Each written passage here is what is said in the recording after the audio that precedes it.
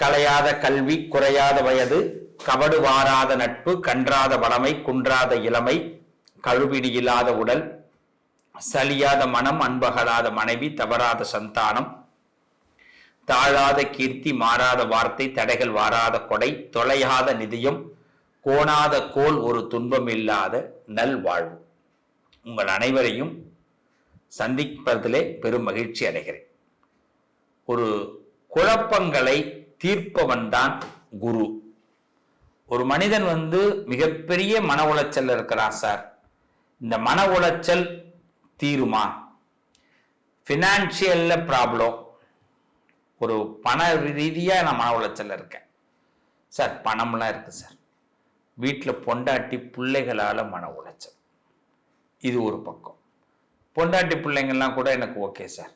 நண்பர்களால் மன உளைச்சல், நண்பர்கள் கூட ஓகே சார். ஒர்க் பண்ணுற இடத்துல ஸ்டாஃப்னால, ஒர்க் பண்ணுற இடத்துல எனக்கு மேலே இருக்க அதிகாரிகளால் ரொம்ப ப்ரெஷர் சார், இது ஒரு மன உளைச்சல்.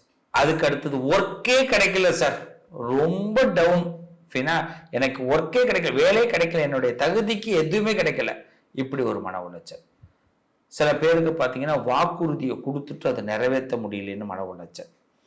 மன உளைச்சல், மன உளைச்சல், மன உளைச்சல், இது எல்லாம் பெரிய குழப்பத்துக்கு போய் இந்த உலகத்துல வாழலாமா வேண்டாமா, இந்த அளவுக்கு மனசை போய் காயப்படுத்திடுங்க.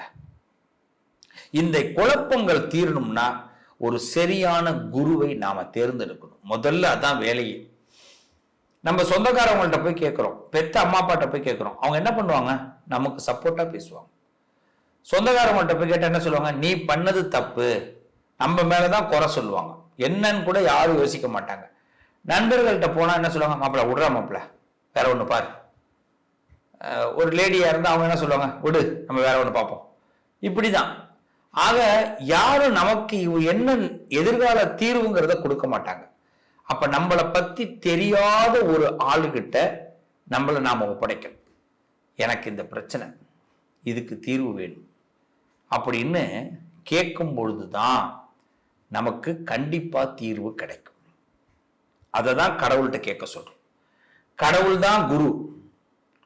அதே மாதிரி இந்த மனித உலகத்துல, இந்த உலகத்தில் நாம் ஒரு குருவை தேர்ந்தெடுத்துக்கணும்.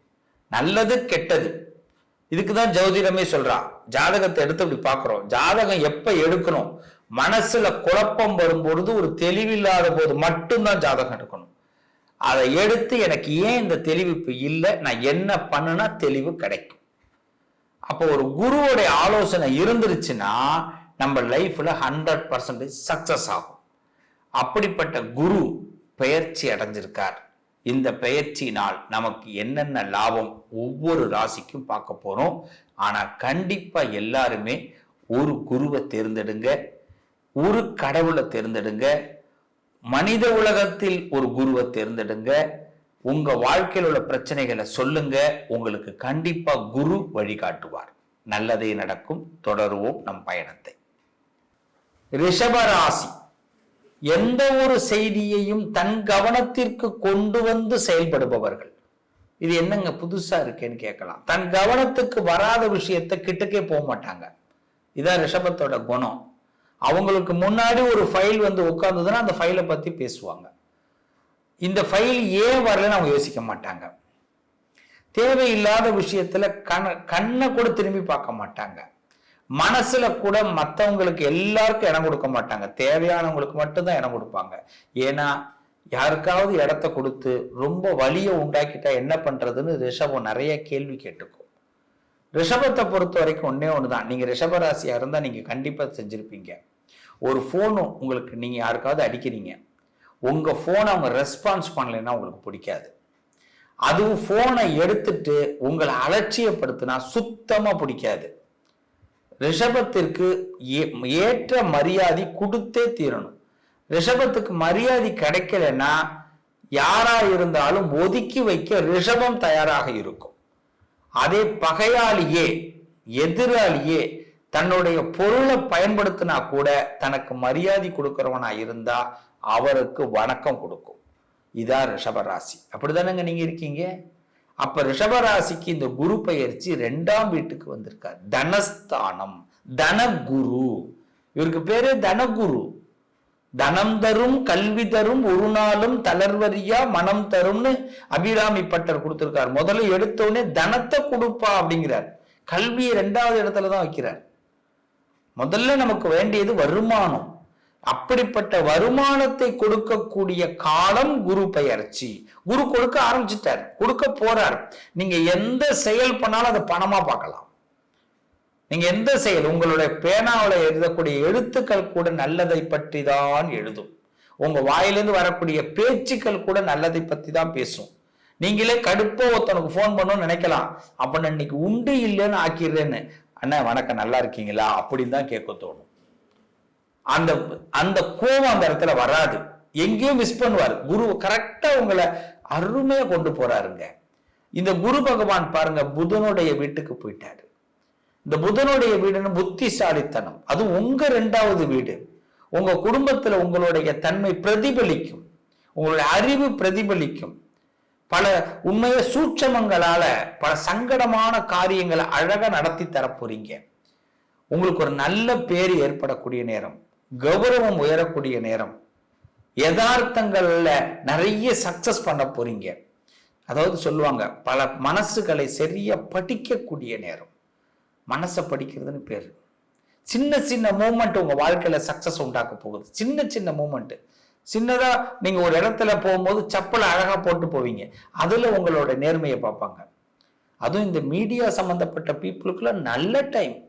அரசியல் சம்பந்தப்பட்ட பீப்புள்லாம் கவனமா இருங்க. எப்படி தெரியுமா, உங்களுடைய ஒவ்வொரு நொடிகளையும் கணிக்க போறாங்க.